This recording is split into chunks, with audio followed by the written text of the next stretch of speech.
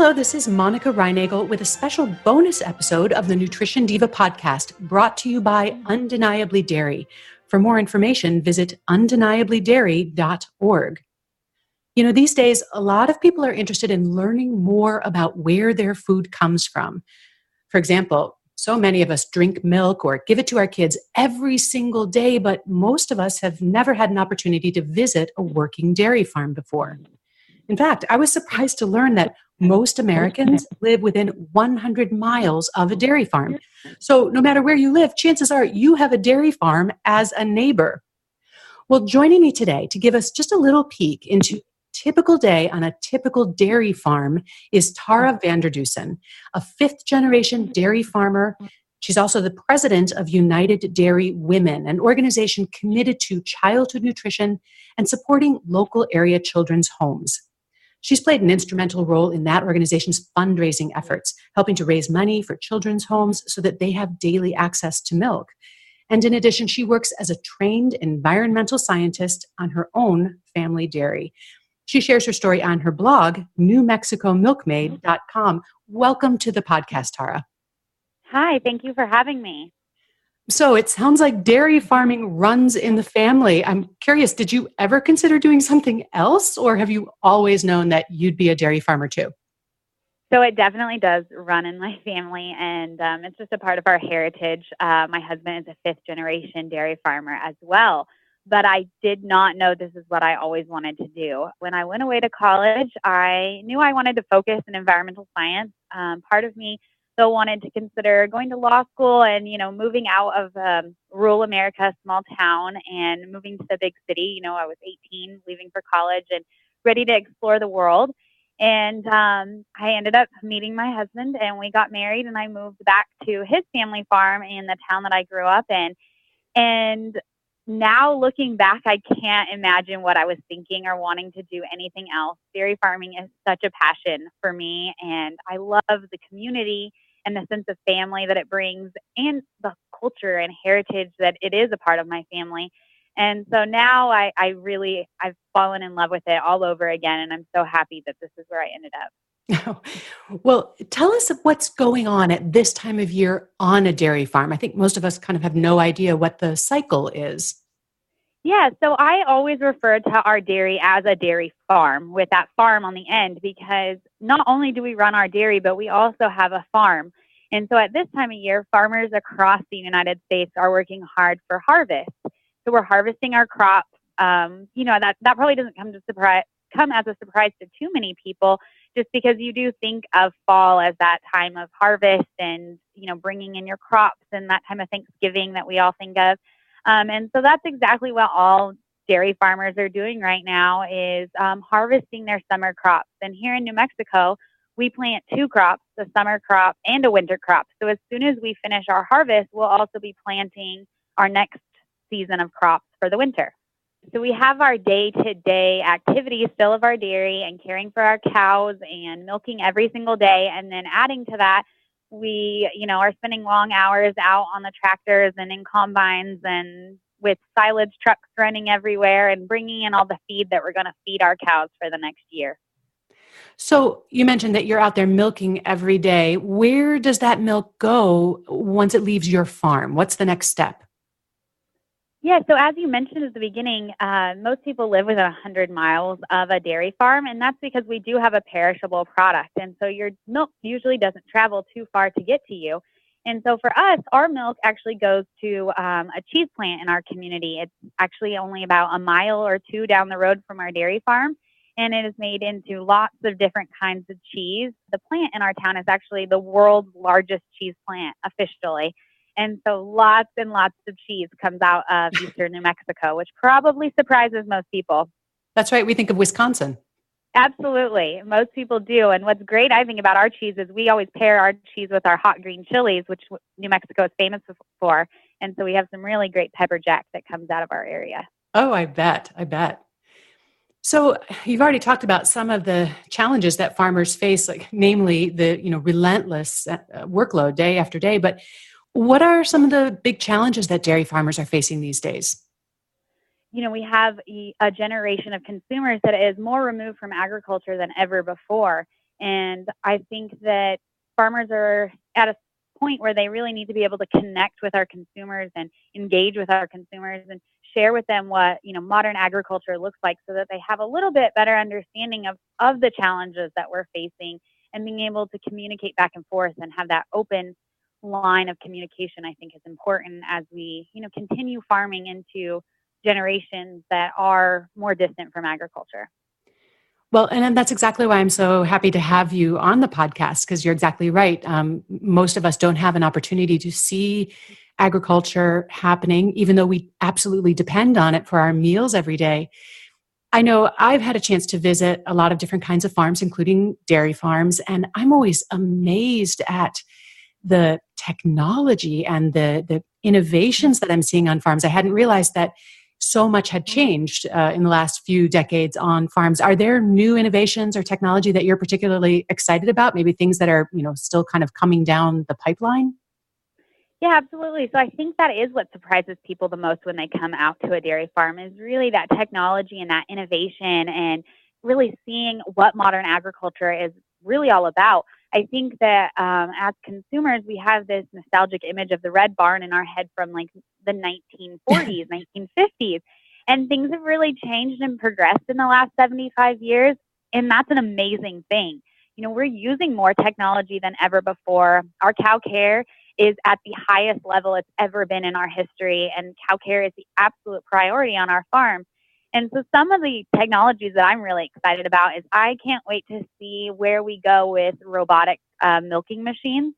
They're already, widely used in Europe, but they're kind of just making their way to the United States. And I just think it'll be incredible when the cow gets to be in charge of when she's milked and what time she's milked, and that robotic feature really would enable that, and it would give her the control of her milking schedule. And I think that that's something that is really neat and cool, and I'm excited to see where it goes.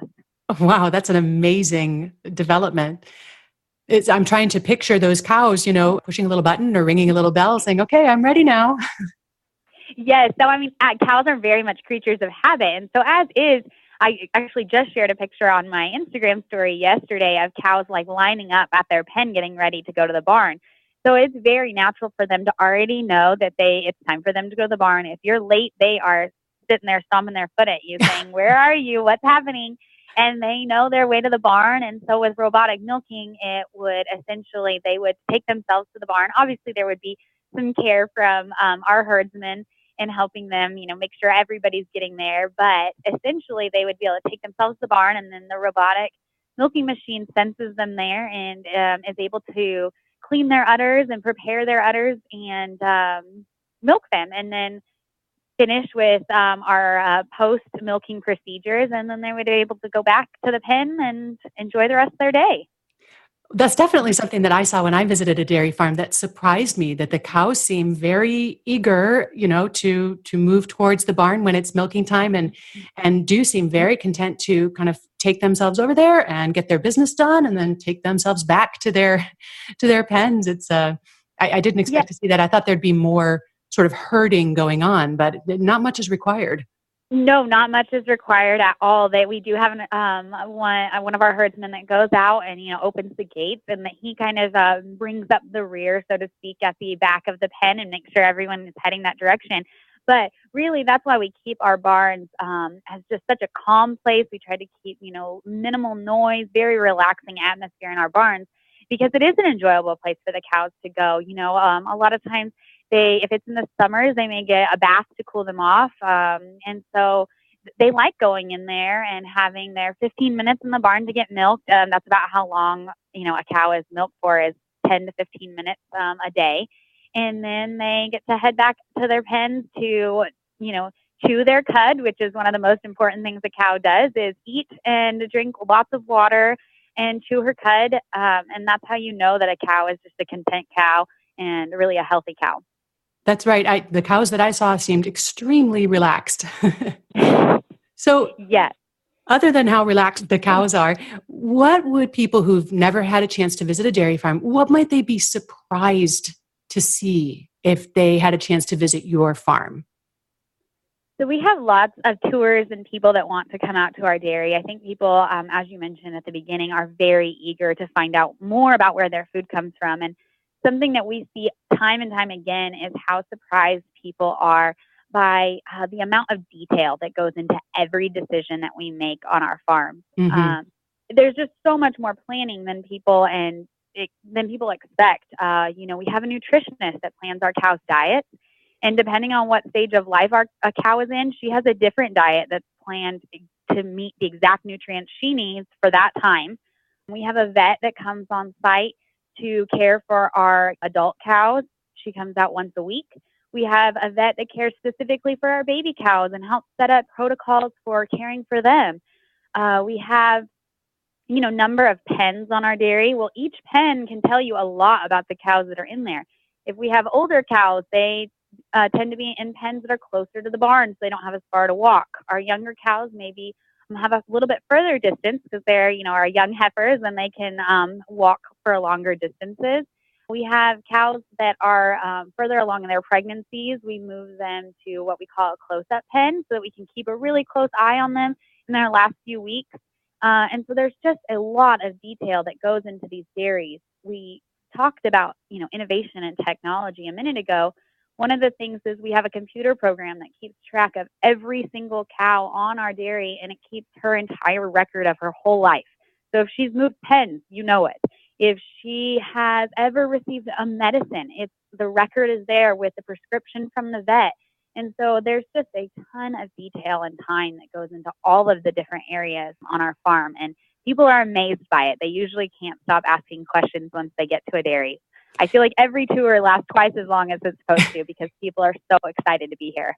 Yeah. And another thing that surprised me whenever I visit farms is the level of education and training that's involved. Farms usually have a lot more PhDs running around than you'd imagine. Absolutely. Our vet is a Cornell graduate vet student. Our nutritionist has a PhD. My husband has a degree in agriculture business. My degree is in environmental science. Right. And then from there, you're talking about years of experience working on dairies. And then for our employees, we have lots of great training programs and safety schools that they're able to attend. We work with our local university and our extension specialists to come out and train our employees in animal handling, how to properly give, medicines according to the vet's protocols. I mean, the training can go on for a long time, and it's really amazing to see. And I think that's one of the big things that's changed over the last several decades is the amount of education on the dairy and what people are really studying to become dairy farmers. Mm-hmm. Yeah. It's a science. Absolutely. And an art. Tara, before I let you go, I have to say, farming is obviously not an easy way to make a living. At the beginning of the century, something like 25% of the U.S. population were involved in agriculture, and I think now it's down to about 2%. So what keeps you in that 2%? What keeps you in this challenging profession? So as we talked about earlier a little bit, like the heritage, it is a part of my family heritage. And I'd like to think that my great-great-great-grandfather would be extremely proud of what we've done with our farm and where we've taken it. But at the same time, we've talked a lot about technology and innovation today, and it can be a really challenging career, but it can be extremely exciting. And in those new technologies, I mean, we talk about self-driving cars. We already have self-driving tractors. Like that can be very exciting for a young person that's looking for a new career and really wanting to come back to the farm. I think the way to get kids back to the farm is by encouraging them through technology and innovation. And I think another thing is what's great about the dairy farm is there's tons of different areas. So my husband has a passion for cows. He loves caring for his cows, and so he works directly with the cows and the herdsmen. For me, I have always loved like our natural resources and caring for our land and our water, and so environmental science was an extremely natural fit. Both of us work on a dairy, but we rarely overlap unless I'm asking my husband about cow manure. And so I think that that's something that's really cool about dairy farming is just all the different areas that you can specialize in and really make a difference in. Absolutely. Well, Tara, I want to thank you so much for taking time out of what I'm sure is a very busy day just to help us understand a little bit more about who's producing the food that we enjoy and count on every day. It's been such a pleasure to have you on the show. Well, thank you so much for inviting me today. I had a great time talking with you, and I appreciate it. Well, I know my listeners will be very interested to hear this little slice of dairy life. And to your listeners, thank you so much for listening to this special bonus episode of the Nutrition Diva podcast.